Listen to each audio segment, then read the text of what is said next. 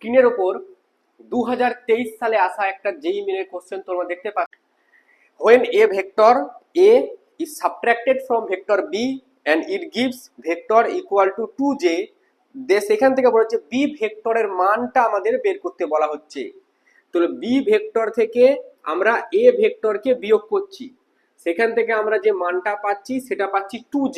সেইখান থেকে আমাদের b ভেক্টরের মান বের করতে হবে। কেমন করে বের করব?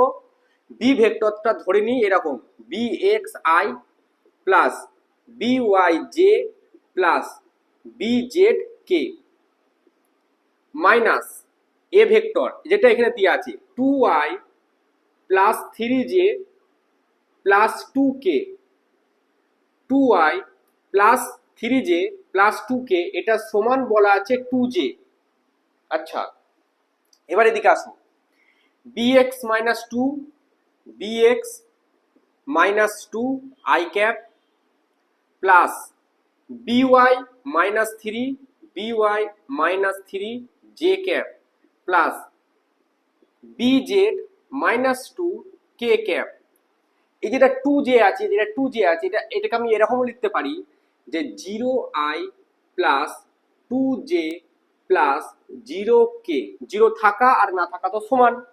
এবার i এর সাথে i কম্পেয়ার করব, j এর সাথে j নেবো, k এর সাথে k নেবো, ঠিক আছে?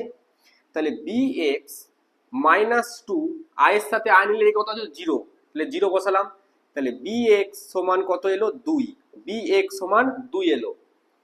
by মাইনাস 3 সমান এখানে দেখো j, তাহলে j এদিকে কত আছে 2, 2 করলাম, তাহলে by সমান কত 5 এলো। আচ্ছা, আর bz মাইনাস 2 সমান কত এলো 0, 0, তাহলে bz সমান কত এলো 2।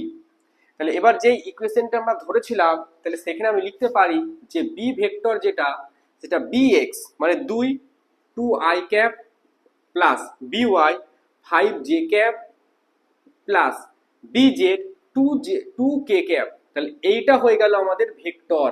তাহলে এই ভেক্টরটার জাস্ট আমাদের মানটা বের করতে হবে, জাস্ট একটা লাইন আমি মুছি।